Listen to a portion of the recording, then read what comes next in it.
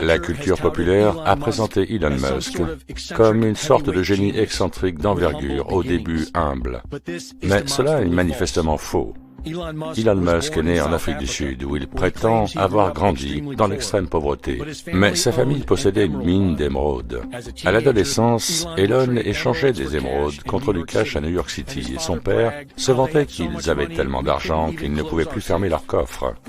Elon Musk prétend avoir contracté une dette pour un emprunt étudiant de $100 000, mais il a reçu une bourse complète de l'Université de Pennsylvanie, où il a acheté une maison de fraternité de 10 chambres avec son ami Adeo Ressi, transformée en nightclub illégal. La culture populaire prétend qu'Elon a un QI de 155, mais cela n'a jamais été testé. Et après avoir été accepté à Stanford pour des études de doctorat, il abandonnera au bout de 2 jours.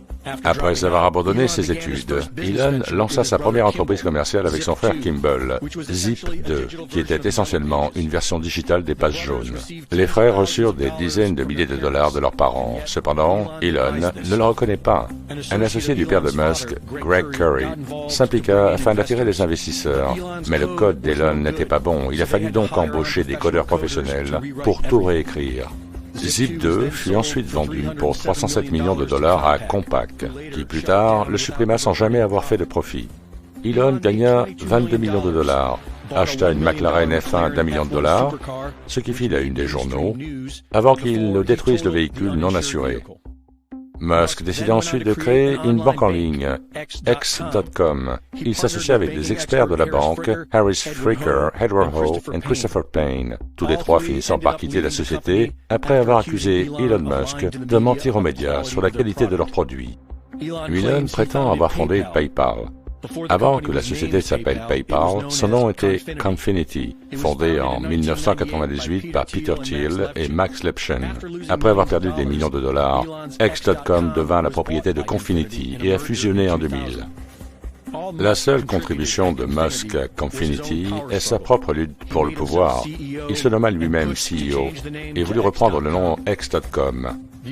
L'exécutif fit une pétition couronnée de succès pour virer Musk pendant qu'il était en vacances. Une section de l'accord de démission de Musk stipulait que toute référence au fondateur de la compagnie sera supprimée de leur site internet, permettant à Elon d'en garder le crédit, la seule chose qu'il n'ait jamais réalisée jusque-là. Peter Thiel renomma alors la compagnie PayPal, la fit coter en bourse et la vendit à eBay pour $1,5 milliard. Elon reçut 180 millions de la vente. Il investira ensuite dans Tesla, SpaceX et dans l'échec de SolarCity. Elon prétend à tort qu'il est le fondateur de Tesla. Tesla fut fondée en 2003 par Mark Tarpenning et Martin Eberhard, qui ont développé le Roadster Tesla. Quand Tesla Motors commença à chercher des investisseurs, ils se rapprochèrent d'Elon Musk, qui avait la fausse crédibilité du fondateur de PayPal. Musk les rejoignit à la condition qu'il soit le président du conseil d'administration. Dans des emails, Musk était contrarié de ne pas être crédité pour Tesla Motors et s'est attaqué à Martin Eberhard, le remplaçant comme CEO. Il le força ensuite à quitter la société, puis réécrit toute son histoire afin d'en être lui-même le cofondateur originel.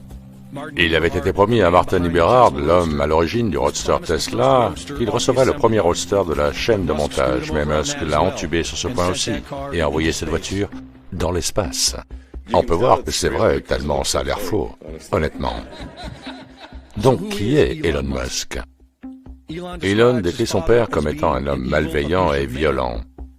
Son père, Errol Musk, a été accusé d'être un pédophile. Il a eu un enfant avec sa belle-fille, qui a 42 ans de moins que lui.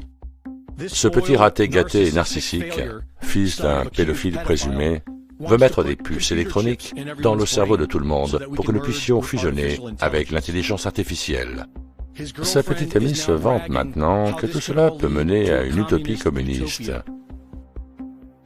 Et curieusement, l'ancien nazi et directeur de la NASA, Werner von Braun, a prédit qu'un homme appelé Elon conquerrait Mars dans le roman qu'il a écrit en 1952.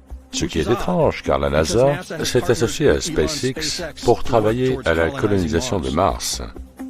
Elon Musk, comme tout ce qui existe dans la société moderne d'aujourd'hui, est une fraude, un faux génie, tout comme le faux philanthrope Bill Gates et ses faux vaccins, qui vous sont présentés par les fausses nouvelles. Voici un conseil de pro pour traiter avec les médias grand public et toute la culture populaire. Supposez que c'est un mensonge et recherchez tout. C'était Greg Reese pour Infowars.com. Bon, cette vidéo de Greg Reese que vous venez de voir, dont je précise qu'il représente l'opposition contrôlée, dans la mesure où il fait partie de l'équipe Infowars, la marque commerciale d'Alex Jones, est incomplète. Il faut d'abord préciser qu'Elon Musk est juif par sa mère, May Musk, née Haldeman, dont je vous laisse apprécier l'excentricité satanique sur ces images. Telle mère, tel fils, pourrait-on dire, car le petit Elon aime aussi les attributs du diable. On le voit ici à une soirée Halloween en octobre dernier, portant un costume de Baphomet. Cet homme qui fait croire aux naïfs que SpaceX et Starlink sont une réalité de l'espace intersidéral, alors qu'il ne s'agit que de CGI pour l'un et de ballons à hélium pour l'autre. Et j'en veux pour preuve ces deux vidéos ITV que je vous propose de voir ou de revoir. Cet homme, donc, vient de racheter Twitter pour 44 milliards de dollars, sous la bannière du free speech, et tous les fanboys de se réjouir du retour de la liberté d'expression sur ce réseau social qui n'est qu'un outil de contrôle digital des masses et qui va le devenir davantage, si l'on en croit ce qu'a déclaré Musk au sujet de Twitter. Je veux rendre Twitter meilleur que jamais en améliorant le produit avec de nouvelles fonctionnalités, en rendant les algorithmes open source pour augmenter la confiance, en battant les robots spammers et en authentifiant tous les humains. En authentifiant tous les humains, tiens, ne serait-ce pas là l'identité numérique unique tant souhaitée par les contrôleurs? Ce tatouage digital assigné à chaque être humain sans lequel il ne pourra plus rien faire? Et en premier lieu, aller sur Internet de manière anonyme? Et si l'on ajoute l'implant cérébral Neuralink, grand délire transhumaniste du petit Elon, il n'y aura finalement plus d'êtres humains, mais des humanoïdes complètement décérébrés et contrôlés.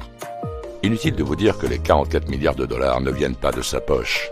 Ce bouffon high-tech n'est qu'un frontman, un faux prophète, qui sert à faire avancer l'agenda du nouvel ordre mondial, tout comme les Mark Zuckerberg, les Jeff Bezos, les Bill Gates et autres dirigeants de Google. Cet argent vient très probablement des banquiers juifs de la City de Londres.